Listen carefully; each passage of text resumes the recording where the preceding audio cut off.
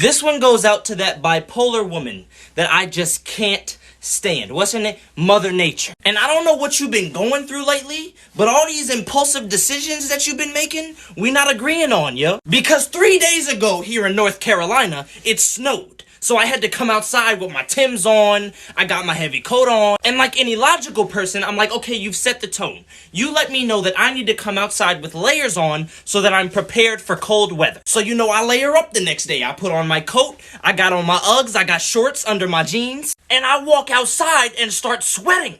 It was almost 60 degrees and it just snowed yesterday. So you can see my frustration here when I'm trying to predict unpredictable weather. And to add insult to injury, I go outside today and it's raining. I walk outside every day in fear, yo, because I never know what's coming. Because the way you've been acting, I might get hit by a tsunami. So please, for the sake of my life, get it together. Thank you for your time.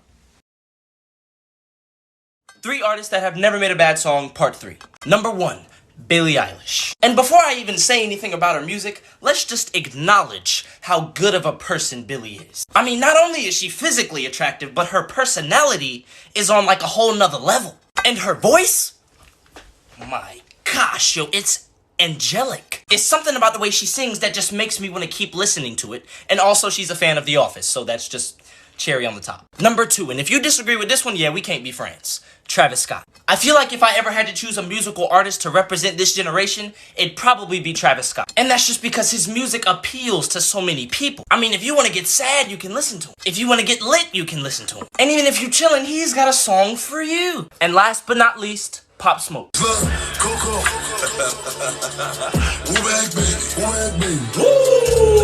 Nah, but in all seriousness, R.I.P. Pop Smoke, you died a legend, bro. Thank you for your time. Hi, my name is Xavier Henry, and today I'll be representing Sony in the PlayStation versus Xbox argument. First things first, I've never seen anybody do anything like this, so right off the bat, that's 1 for PlayStation and 0 for Xbox. So let's get into the controllers. When you look at this PlayStation 4 controller, the circumference is nice, it fits for my large hands, it's nice. I feel mobile when I have it. When you look at this fat piece of garbage, you don't see anything, right? It's like the left stick is all the way up to Mars, the right stick is down at Earth. It's like I gotta be on 2 different planes to even be able to coordinate. And I hate when Xbox players say we have better graphics. That's false. The PlayStation 4 has better processors, which means it runs smoother, and it has better graphics. And it's $100 less than an Xbox One. And we got the exclusives, yo. We got God of War, we got Bloodborne. Only thing I could give y'all is Halo, because Halo is Halo. And I'm gonna let you know this right now. When crossplay is enabled between all platforms, just go ahead and throw your Xboxes out because PlayStation players are about to wreak havoc on y'all. So when the next gen consoles come out, be smart and get the PS5.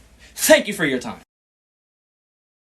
3 artists that have never made a bad song, part 2. At number 1, we have Daniel Caesar. And before I even say anything about him, just agree with me. Because at this point, it should just be common knowledge that his voice is angelic. The funny thing about Daniel Caesar is you have to pick and choose when you listen to him. Because you can't listen to him when you're in a good mood unless you want to start crying. Like, you can't be pumped up ready to go to a party and then start listening to Best Part by Daniel Caesar. At number 2, Jhené Aiko. I don't know what it is about her voice, but it just seduces me. Like, you know, guys usually don't like to sing along to girl songs, but when you put Jhené Aiko on, oh yeah, I'm about to start screaming. And when her and her man Big Sean collab, oh yeah, they about to drop some fire, yo. Because none of your concern has my heart right now. And lastly, number 3, probably one of the most slept on artists, is Brent Faiyaz. I don't even know how he's not mainstream right now because he's everything that I look for in an artist. And I'm sorry to say this, but if you don't know who Brent Faiyaz is, you're a simp. Thank you for your time. These are some things that frustrate me. You ever walk into a room knowing exactly why you're walking to the room, and as soon as you step foot into the room, you completely forget everything. And it's like you'll stand there for like a good 2 minutes trying to remember, like, why did I come into the room? And it's like you won't remember it until you leave and go back to what you were doing before, and now you're inconvenienced because you gotta go all the way back just because you forgot. Another thing, you ever look for something like really, really hard and you just can't seem to find it? So you're like, hey mom, I can't find my jeans, do you know where they are? And she's like, no, I don't know where they are. And you're like, okay, but I need them. And she's like, yo, if I come up there and I find them jeans after you said you've been looking for them all this time, I'm gonna be mad at you. I'm like, there's no way she could find the jeans. I've been looking everywhere. And it's like she'll come upstairs and within 2 minutes, she's found my blue jeans. She found the shorts that I lost 3 weeks ago. She found a towel I was looking for earlier. And she looking at me like I didn't just look everywhere for them. And I'm like, I don't even know Did you pull it out your ass or something? Thank you for your time. First of all, this light and hitting though. Ooh. Back to what I was saying, there's some coincidences that I think I should point out. Do you ever talk about something and then as soon as you go to Google or YouTube or something and you type something in, the first thing that comes up is something that you were just talking about? Like every now and then I'll be talking about something before I look it up, and then when I go to search it, it's like, it's already waiting there for me. Like out of all the questions that I could have asked, how did you know that I was wondering if fish sleep? And I'm gonna be real, if there is an FBI agent watching me, he must be pretty damn bored all the time. I mean, I imagine that it can't be that fun watching me watch Netflix and eat hot Cheetos all day. And I'm not gonna lie, when I'm by myself, I do some things that are kind of stupid. So, for all I know, he probably be getting his friends like, yo, he about to do it again, Yo, come watch this, come watch this. And I mean, if that is the case, I'm fine with it, honestly. Just let me know who you are, you know what I'm saying? Just introduce yourself. We could probably be friends. I mean, it'd be nice if you let me know you was watching me. For all I know, we could probably watch Netflix and eat hot Cheetos together. But I mean, until then, we'll never know. Thank you for your time.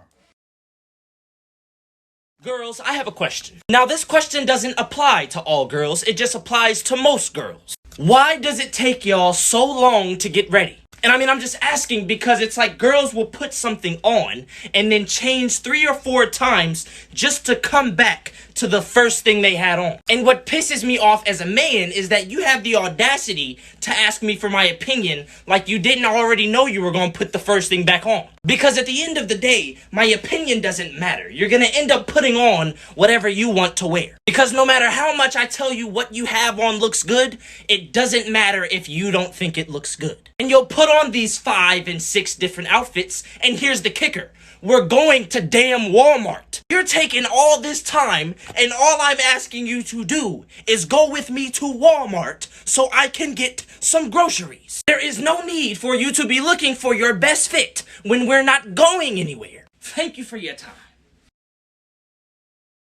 This one goes out to TikTok, and let me just say that this conversation is well overdue. First of all, this app is an addiction. It is an unhealthy addiction. I can be on this app at like 11:30 p.m. and I'll be on it for like 30 minutes and then I'll check the time and somehow it's 2 o'clock in the morning. And I'm just sitting here thinking like, where did the time go? Because I didn't watch that many videos. And it only makes it worse that when I like certain things, you keep showing me things that are like the things that I'm liking. And it makes it that much harder for me to close the app because I keep seeing things that I like. And the funny thing about TikTok is that its humor is very misleading. Because when you first thought about TikTok, you were like, I don't want to get on that app. That app is corny. It's lame. And it's like you finally decide to get on the app and it's like it kind of pulls out the weird side of your sense of humor. Because there are certain things that I found on this app that I have cried laughing at that if I saw on any other app, I probably wouldn't have laughed at. And lastly, so I do have 4.3 million followers and I'm still not verified, so I thought we could address that at the end of this video.